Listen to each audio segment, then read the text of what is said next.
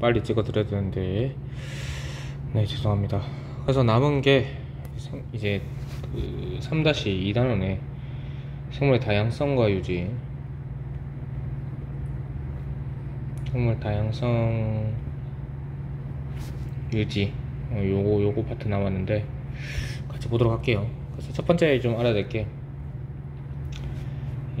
지지시대입니다. 지지시대는 우리가 인위적으로, 그러니까 인간이 인위적으로 구분했어요. 인위적으로. 무엇을 통해서냐면, 이제 그 생물종의 급격한 변화인데요.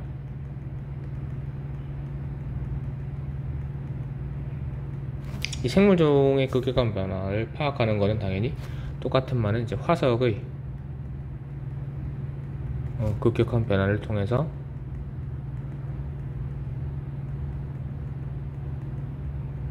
변화를 통해서 알아냅니다. 그래서 뭐 어떻게 변했냐면, 세균이 번식하다가 단세포였죠. 단세포에서 이제 다세포로 가는 요 과정을 거치다가 이제 어류하고 양서류, 이제 또 개구리 같은 거 있죠.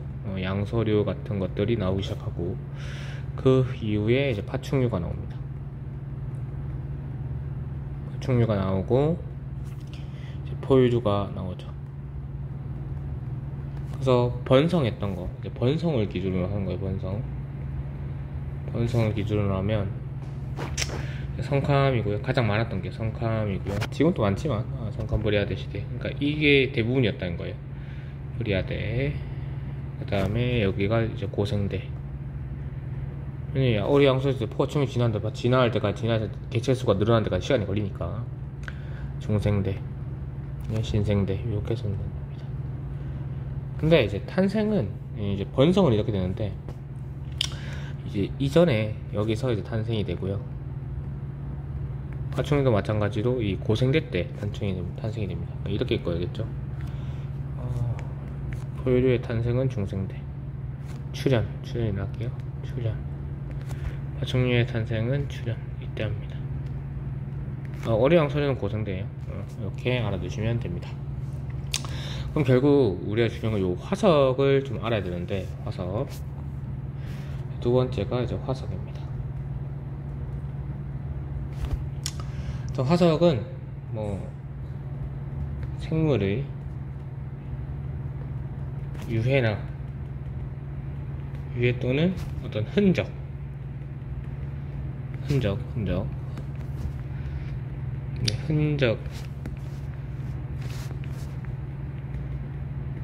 흔적이 결국 어디에 있냐면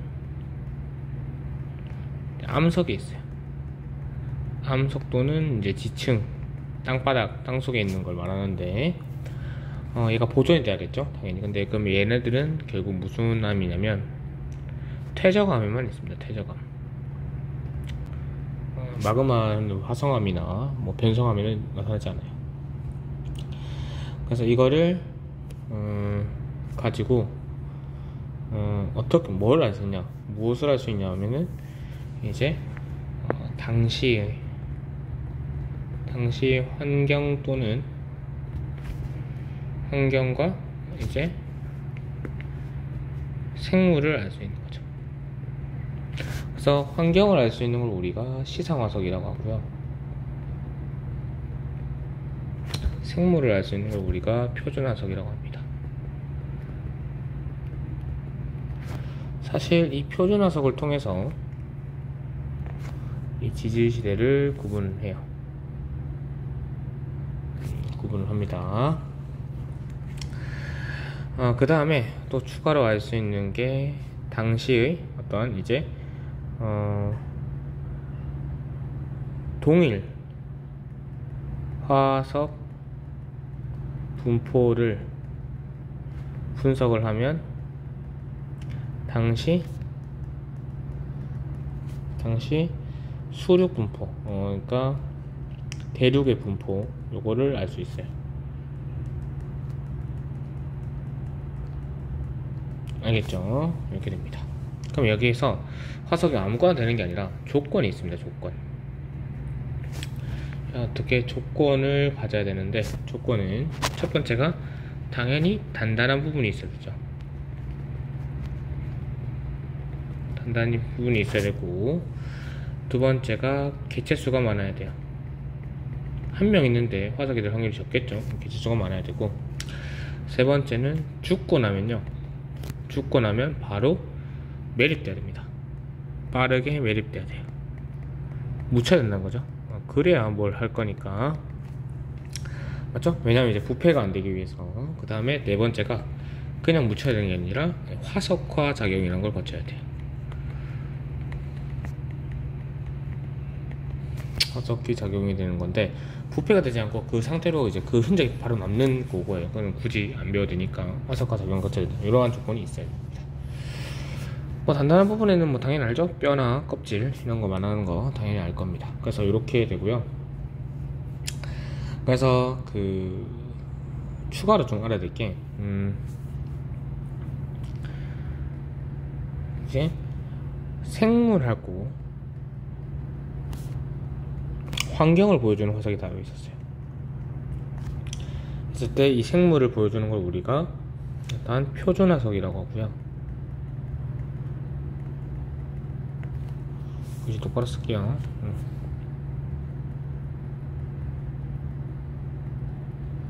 그리고 환경을 보여주는 걸 우리가 시상화석이라고 합니다.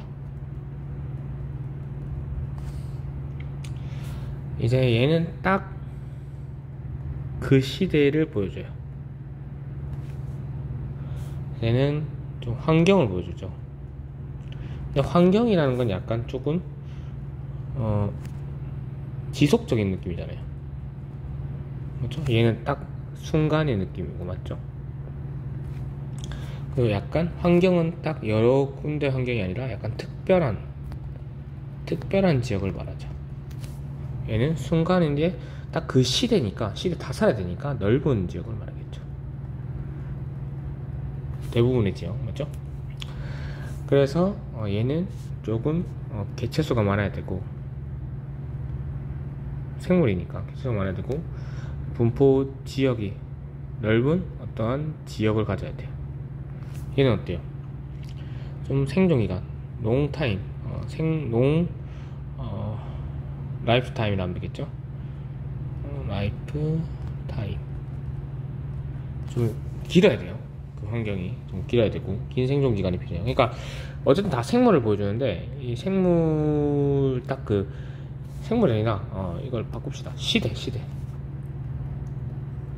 그래서, 얘를 보여주는 게, 사실은, 동식물 다 되고요. 얘는 거의 특정 식물이에요. 특정 식물. 알겠죠? 하지만 얘는 딱 시대를 보여줘야 되기 때문에 반대로 이제 짧은 라이프 타임을 가져야 되고, 얘는 어때요? 조금 이제 좁은 어떠한 지역을 가져야겠죠. 레인지를 가져야 됩니다. 범위가. 그래서 우리가 일반적으로 알고 있는 화석은 다 표준화석이고요. 그래서 그 시상화석 두 가지만 좀 아시면 됩니다. 뭐냐면 고사리하고 산호만 알면 돼요. 고사리는 그 환경이 어땠냐면 따뜻하고 습한 어떤 육지에서 발견됩니다. 산호는 어때요? 따뜻한데 얕은 바다에서 깊은 바다에 산호 없어요. 그러니까 얕은 바다에서 발견됩니다. 그 당시의 환경이 그렇다는 거예요. 그 당시 환경이. 그래서 이 시간 이거를 가지고 이제 우리가 그래프를 그리는데요. 얘가 이제 분포 면적이고, 얘가 생존 기간. XY 쪽이 바뀔 수 있어요. 근데 잘 보세요. 이거는 생존 기간이 위로 올라가나 밑에 내려가나. A, B, C, D라고 했을 때, 요 A는 보시면 분포 지역은 좁죠. 이렇게 있으니까 내로와죠. 내로와인데 생존 기간 어때요? 길잖아요. 그러니까 얘가 시성화석입니다. 얘는 어때요? 좀 넓죠? 근데 얘는 어때요? 짧죠? 그러니까 어때요? 얘가 표준화석이 되는 거죠. 중요한 거는 얘와 얘도 화석은 존재하더라. 그거 알아두시면 되겠죠. D입니다. D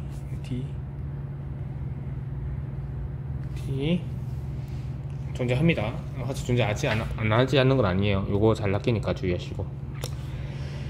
네, 이렇게 알아두시면 되겠습니다. 됐고, 그 다음에 이제 우리가 이제 지지시를 다 봐야 되는데, 세 번째죠. 3번 지지시대. 위에 적혀있지만 얘는 무엇을 가지고 어떻게 구분하더라? 생물종의 급격한 변화로 구별한다. 를 가지고 구분합니다. 지지시대라는 게 어쨌든 얘가 똑같은 말이 그냥 지구의 역사예요. 지구의 역사인데 이걸 생물종을 따져서 우리가 그냥 인위적으로 나눈 겁니다. 자, 첫 번째 나오는 게 성캄브리아대 시대죠. 성캄브리아대는 탄생부터요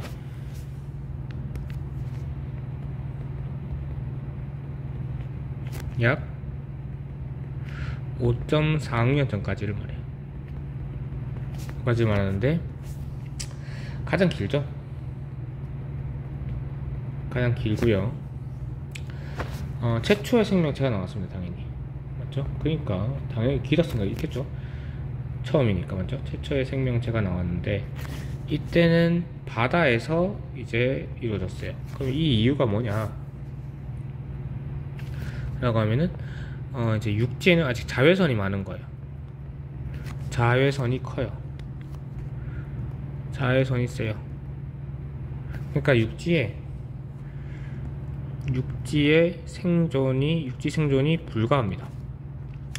그래서 이 자외선이 많다는 거는 결국 뭐가 없었다면 오존층이 없었다는 거 되죠. 오존층이 없었기 때문에 자외선이 없는데 이 오존은 O3예요. 얘는 산소가 강력한 울트라바이올렛 자외선을 만나면 한국어로 쓸게요. 자외선을 만나면 이제 반응을 하는데 결국 이제 얘가 없었다는 거죠. 대기 중에 얘가 없었어요. 아직까지. 왜냐하면 아직까지 뭐가 없었다는 거예요? 아직까지 광합성을 하지 않았던 거죠. 광합성 생물이 없었던 거예요. 식물이 아니라 광합성 세균을 말하겠죠. 생물이 없었어요. 그 초기에는 그랬어요. 나중에 생깁니다. 그리고 당연히 이때 최초 생명체는 당연히 단세포겠죠. 단세포인데 광합성 안 했습니다. 그래서 이 후기에 광합성 세균이 나옵니다. 광합성 세균이 등장을 해서 얘가 이제 CO2를 가지고 O2를 생성하죠. 왜냐면 이 초기 당시에는 CO2가 제일 많았어요. 제일 많았기 때문에 그래서 이때 그 CO2를 다 잡아먹습니다. 얘가. 그래서 이 광합성 세균의 우리가 광합성 흔적, 그러니까 광합성 흔적인데 광합성 흔적이 뭐냐면 그 유명한 스트로마톨라이트예요.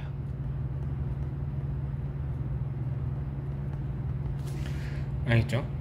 그래서 이렇게 되고요. 결국 이때 당시에도 단세포 세균에서 이제 여러가지 세포를 가지는 다세포 세균으로 되는 어떤 흔적을 보여주는 게 있어요. 이거는 배울지 안 배울지 모르겠는데 이름이 에디아카라 동물군입니다. 에디아카라 동물군이란 동물 아니에요. 그냥 군집이란 거예요. 그냥 세균의 군집이라는 거예요. 그래서 에디아카라 동물군이라는 다세포 생물을 보여줄 수 있는 어떤 그를 보여줄 수 있습니다. 성캄브리아대 시대는 아직까지 매우 불안정했어요. 불안정 시대가. 그래서 일단 환경은 처음에는 온난했거든요. 따뜻해요. 온난하다가 말기에 빙하기가 오죠. 빙하기. 그래서 여기서 멸종이 일어납니다. 생물종의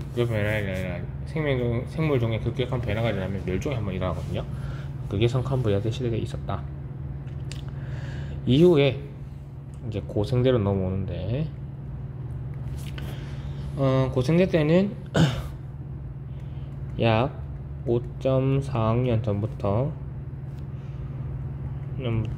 우리가 약 2.52억 년 전까지 갑니다. 뭐 정확하게 외울 필요 없어요. 약간 2억 년, 5억 년 이것만 외우면 됩니다. 이때는 당연히 이제 아직까지 이제 이게 광합성 생명이 나오면서 O2가 생성되잖아요. 이 O2가 이제 O2가 쌓여서 이제 오존이 형성되거든요. 오존 형성이 되다가, 그럼 오존 형성이 되면 뭐가 돼요? 육상생물 돼요. 육상생물은 언제 나오나 했을 때 이 육상생물이 나오는 게 고생대 때 나옵니다. 당연히 지금 또 해양생물이 많잖아요. 그것처럼 해양생물이 제일 많아요. 지금도 해양생물이 많습니다. 해양생물이 번성하는데, 그래서 육상생물이 출현하는 거죠. 언제냐면, 이게 중요한데, 언제냐면 고생대 말입니다. 고생대 중반. 그 중반에 이거를 충전합니다.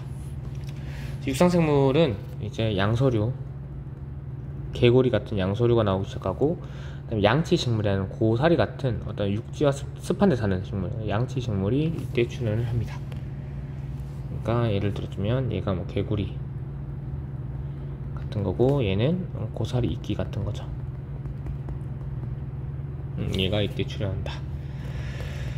그 다음에 뭐 해양생물은 당연히 어류겠죠. 그 다음에 당연히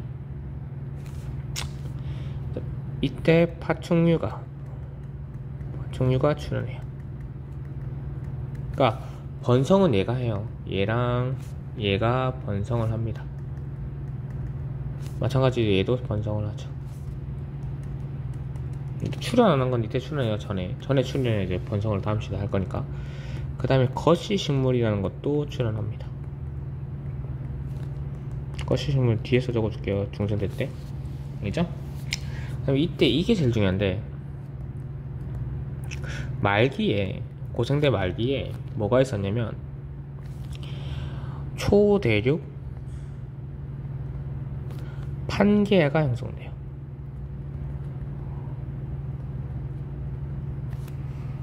그래서 이때 아직 진화가 덜 됐잖아요. 그러니까 가장 큰 멸종이 있습니다.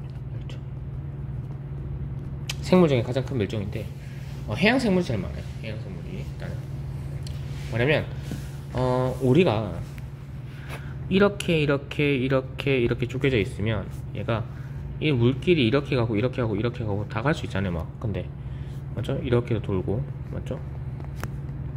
해류가 이렇게 돌잖아요. 해류가 다 돌 수 있잖아요. 해류가 이게 왔다 갔다 다 하는 거예요. 다 하는 거. 근데 이 한꺼번에 이렇게 합쳐놓으면 어떻게 돼요? 이렇게 합쳐놓으면 어떻게 돼요? 해류가 이렇게밖에 못 돌겠죠. 서로 맞죠? 그러니까 단순해지죠.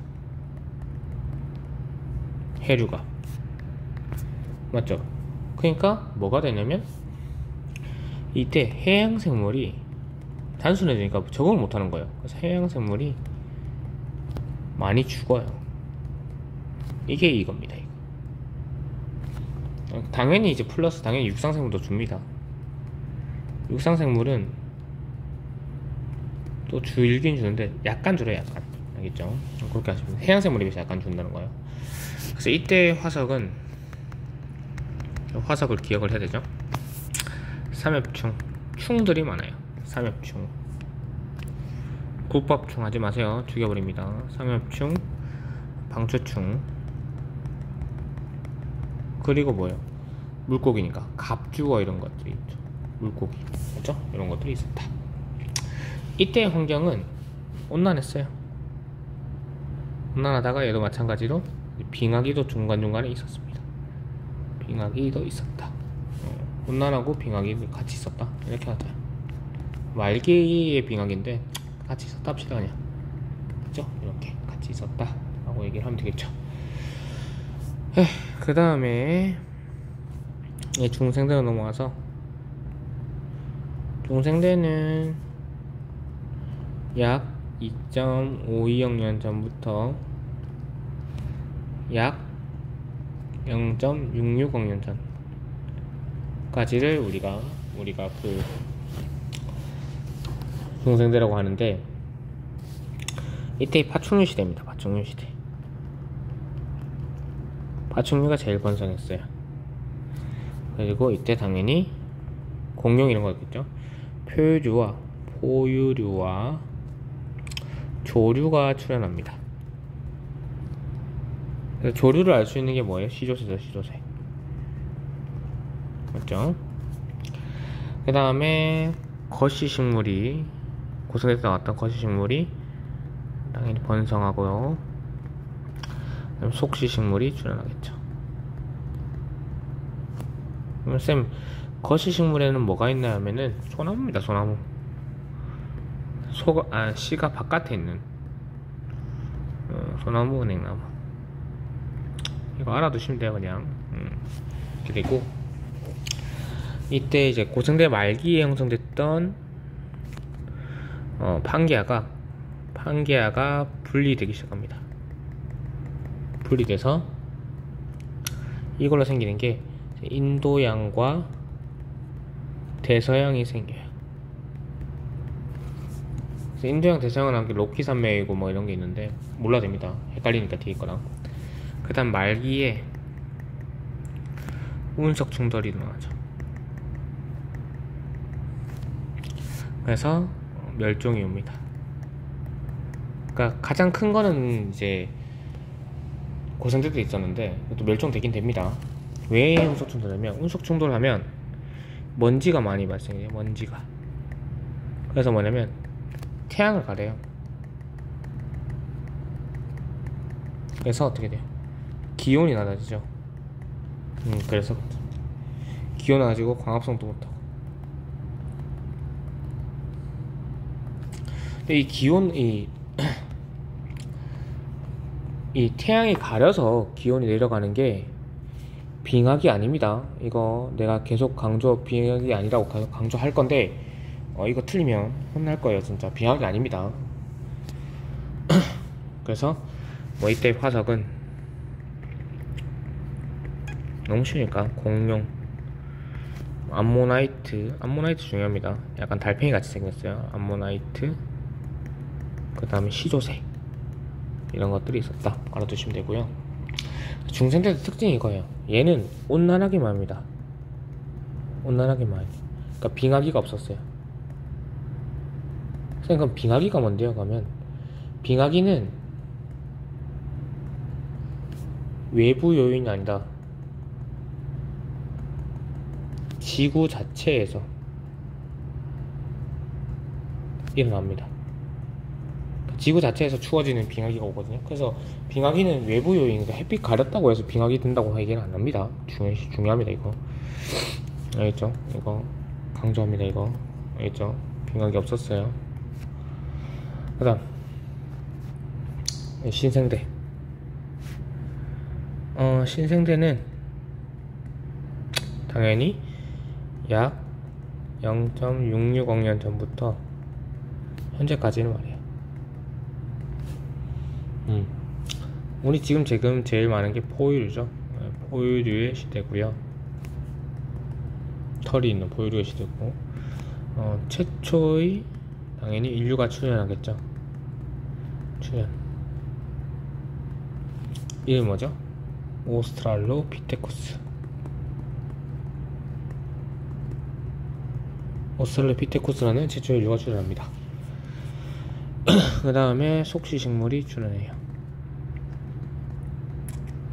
사실 이게 뭐 번성하고 출현하고 이제 없어졌다고 해서 없어진 건 아닙니다. 지금도 있죠. 뭐 악어도 포유류 보고 파충류 그렇잖아요. 소식식물은 뭐가 있냐면 참나무, 단풍나무가 있어요. 잣나는 게 참나무거든요. 참나무 있습니다. 그 다음에 현재의 수력 분포를 가지죠. 당연히 현재 똑같은 거니까 수력 분포를 가집니다. 이게 아마 중반 때 이렇게 가질 거예요. 그래서 여기서 중요한 거는 이제 인도양하고 인도판하고 유라시아판이 충돌이야. 충돌로 뭘 만들어졌냐면 히말라야 산맥이 만들어집니다. 히말라야 산맥은 신생대입니다. 그 다음에 화석은 포유류니까 대표적인 매머드, 그 다음에 화폐석이라는, 이건 그림을 봐야 되니까 문제 풀어보세요. 화폐석이라는 애가 출현합니다. 그때 신생대 때는 이제 온난하다가, 처음에는 온난했어요. 계속 온난하다가 나중엔 빙하기와 빙하기 사이를 우리가 간빙기라는데 얘가 반복을 하는 구조가 돼요. 알겠죠? 이렇게 됐었다. 알아두시면 되고, 여기까지 정리하시면 됩니다. 알겠죠? 그 다음에 네 번째, 대멸종에 대해서 좀 알아야 돼요. 그럼 대멸종이 중요한가 이거가 되는데, 결국 대멸종이 생물의 종이 감소하는 걸 우리가 대멸종이라는데, 사실 얘는 일반적으로 이제 환경 변화에 의해서, 환경 또는 수력 분포 변화에 의해서 생기는 겁니다. 그래서 이 자잘한 멸종도 많았었는데 큰 멸종이 총 5회 있었어요. 그때 고생대 때 3회 있었고 중생대 때 2회 있었습니다. 그래서 그 고생대 때는 당연히 고생대 말기에, 중간에도 있었어요. 말기에 있었죠. 말기에 가장 큰 대멸종이 있었는데, 이거 누구 때문에 생겼다 했어요? 이 대멸종이, 네, 판게아 형성 때문에 생겼다 했죠. 초대륙 판게아 형성 때문에 생겼다. 중생대 때 생긴 거는 당연히 운석 충돌로 말기에 운석 충돌로 생긴 거 알죠? 그래서 그거 알아두시면 되고. 그럼 대멸종이 왜 중요한가?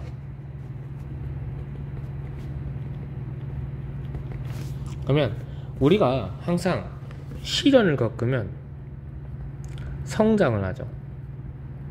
이런 것처럼 생물종도 대멸종 이후에 이 환경에 적용을 해야 되잖아요. 대멸종 후에 다양성이 증가합니다. 생물의 다양성이 증가합니다. 즉 진화를 한다는 거다. 진화. 요거를 한다는 겁니다. 그러면 이제 배울 거는 진화입니다.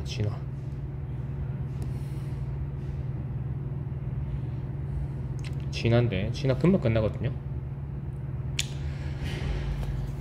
가볼게요. 앞으로 한 10분만 더 하면 된다. 그래서 진화 파트, 자연 선택과 생물의 진화입니다.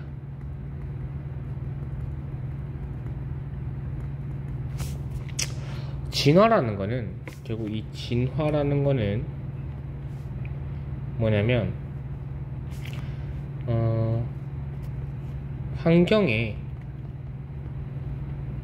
환경의 변화에 적응을 해서 얘가 계속 유지되는 거예요. 얘만 유지돼서, 이 환경 적응한 거 유지돼서 결국 형질의 변화가 생긴 걸 말합니다. 그러니까 형질의 변화가 뭐냐면 유전자의 변화예요. 이걸 계속 물려줘라 이런 거죠. 그래서 요거를 우리가 진화라고 하는데, 결국 진화를 통해서 얻을 수 있는 거는 다양성입니다. 다양성이 증가하더라. 그래서 다양한 게 중요한가요? 다양할수록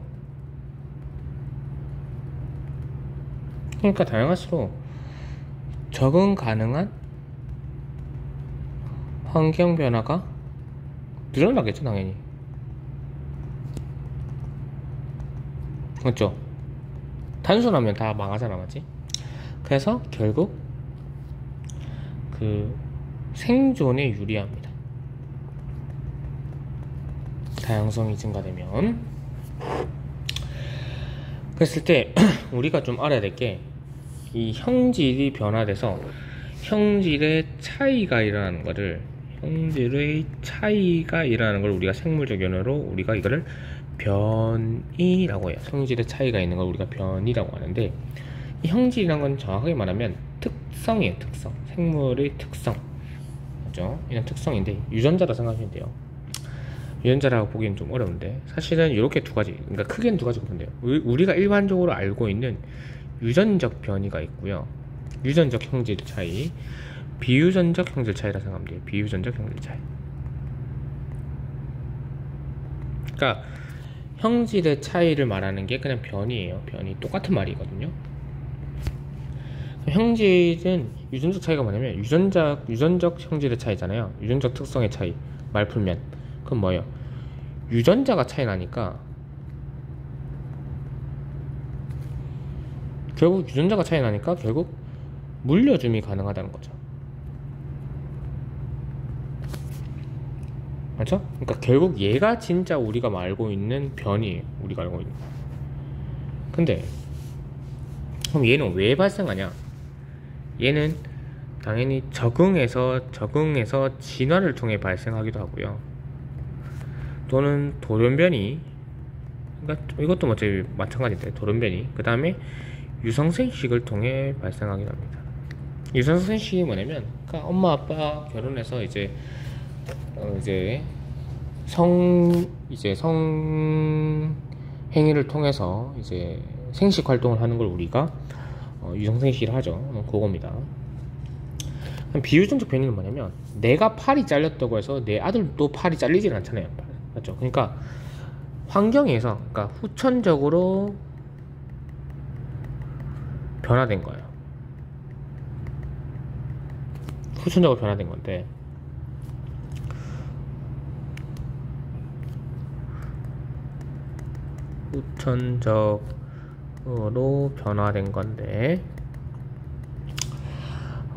유전자 차이가 아닙니다. 아니기 때문에 결국 물려주면 안 되죠. 안 되겠죠? 물려주면 안 됩니다. 그냥 변화한 겁니다. 변화. 맞죠? 팔 잘렸는데 팔 잘린 게 이제 넘어가진 않죠. 그런 느낌이에요. 결국 그래서 유전적 변이가 우리가 알고 있는 변이다. 이렇게까지 나와 있고, 처음에 배우는 게. 그 다음에 배우는 게 이제, 그럼 이 진화의 메커니즘을 처음 설명한 게 누구냐? 진화의 메커니즘 했을 때 나오는 게 이제 다윈이라는 사람의 자연 선택설이죠. 자연 선택. 자연이 선택한다는 건데, 진화 이론입니다. 얘는 뭐냐면 중요한 조건이 있어요. 그냥 얘는 돌연변이를 고려 안 해요. 돌연변이는 없다. 돌연변이는 없어요. 그러니까 실제로 있는 건데 우리는 돌연변이가 있다는 걸 알고 있는데 이때는 없다고 한 거예요. 즉 어떤 거냐면, 많이 낳으니까 많은 개체수에는 얘는 다양한 유전적 변이가 있다, 이런 거예요. 그래서 결국 돌연변이가 없다는 건 새롭게 뭔가 일어난 게 아닙니다. 원래 있었던 겁니다. 기존. 그러니까 얘는 기존의 의미가 강하다. 알아두시면 되겠죠. 그래서 요거랑 조금 이제 추가적으로 나오는 게 라마르크의 라마르크의 용불용설이란 게 있어요. 얘는 뭐냐면 아까 우리가 봤던 비유전적 변이가 있죠. 비유전적 변이가 물려줌이 가능하다 이건데 이거는 당연히 틀린 말 알죠. 그러니까 뭐냐면 사용할수록 발달돼서 유전적으로 전달되고 이제 사용하지 않는 건 도태돼서 비유전적 정립이 안 된다 이건데, 생각해봐요. 우리가 쌍꺼풀 수술을 했다고 해서 우리 자식들 쌍꺼풀 나오진 않잖아요. 맞아. 있을 수도 있지만 그건 원래 쌍꺼풀 유전자가 있는 거고, 맞지? 그러니까 얘는 안 됩니다. 그러니까 얘가 돌연변이가 없으면 이게 말이 성립이 안 돼요. 맞죠? 그러니까 이렇게 알아두시면 되고, 그럼 자연선택이 뭐냐면 이거 보시면 돼요. 결국 일단 많이 낳아야 돼요. 과잉 생산을 합니다. 많이 낳아요. 그러면 이 많은 개체수가 많죠. 개체수가 폭발적으로 증가할 거니까 결국 어떠한 결과를 불러일으키냐면 얘가 다양한 유전적 변이가 나타나겠죠.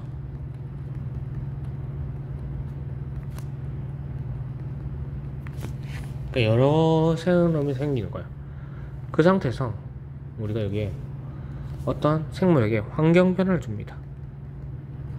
그러니까 세균한테는 뭐 항생제를 투여한다든지, 그럼 이때 얘는 항생제 내성 세균은 원래 존재했다 이거예요. 알겠죠? 그런 겁니다.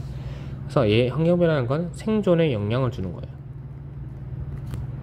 영향을 주는 외부 요인이죠.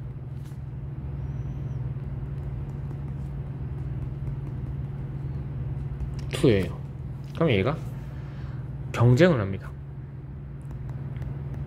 경쟁이라고 하는데 살아남기에 발버둥 치는 거죠. 그래서 개체 간의 경쟁을 합니다. 그래서 만약에 여기서 유리한 것들은 살아남겠고, 불리한 것들은 어떻게 되겠어요? 죽겠죠. 맞죠? 그래서 이가 시간이 지나면 이 유리한 것들만 어떻게 돼요?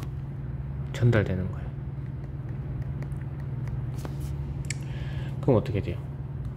유리한 개체가 개체의 형질만 어떻게 해요? 물려주겠죠. 유전되겠죠. 맞죠? 이거는 인위적인 게 아니라 자연적으로 이렇게 된 거잖아요. 맞죠? 그래서 얘가 우리가 자연 선택되었다고 얘기해요. 그래서 이것만 남는 게 우리가 진화라고 얘기를 합니다. 알죠? 그래서 얘가 우리가 진화되는 메커니즘이다 라고 이해하시면 돼요. 알겠죠? 그 다음 마지막 내용인데요. 생물의 다양성입니다. 생물의 다양성은요, 중요한 이유도 알고 어떻게 보존해야 되는 것도 알니까 이것만 알면 돼요. 우리가 3개의 다양성이 있어요. 유전적 다양성, 종 다양성, 이제 한 3분만 나오면 되거든요. 그 다음에 생태계 다양성이 있어요.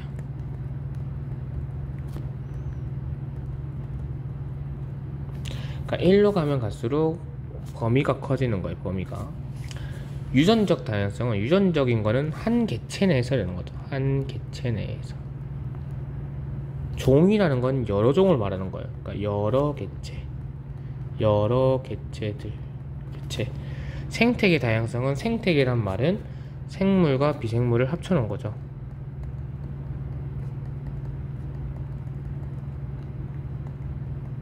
그래서 얘는 그냥 여러 종이랑 환경도 여러 개체랑 한 개체 종이라 할게요. 여러 개체 종류, 한 개체 종류에서 여러 개체 종류 간에 이렇게 할게요. 개체 종류 플러스 환경, 여러 환경, 이렇게 하려면 되겠죠.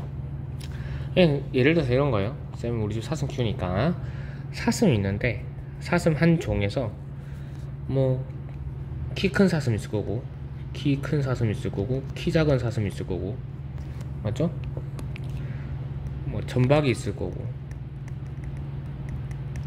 그 다음에 뚱뚱한 거, 팻한 거 있을 거고, 좀 마른 거. 마르다가 이건 뭐죠? 기억이 안 나요. 마르다는 모르겠네. 하여튼 그런 거 있겠죠? 그러니까 한 사슴 내세이라고. 종 다양성은 사슴도 있지만 사람도 있고요, 풀도 있고, 곤충도 있고, 그 다음에 이제 그 세균도 있고, 이런 것들이죠. 그럼 얘네들이 이런 개체가 산에 있냐, 이게 호숫가에 있냐, 아니면 들판에 있냐, 뭐 이런 것들, 그러니까 얘네들이 이런 것들을 말합니다. 그래서 이렇게만 알면 돼요. 그치? 그리고 얘는 복잡하고 아주 다 서로 유기적으로 연결돼 있다, 이렇게 알아두시면 되죠. 네, 여기까지 하겠습니다.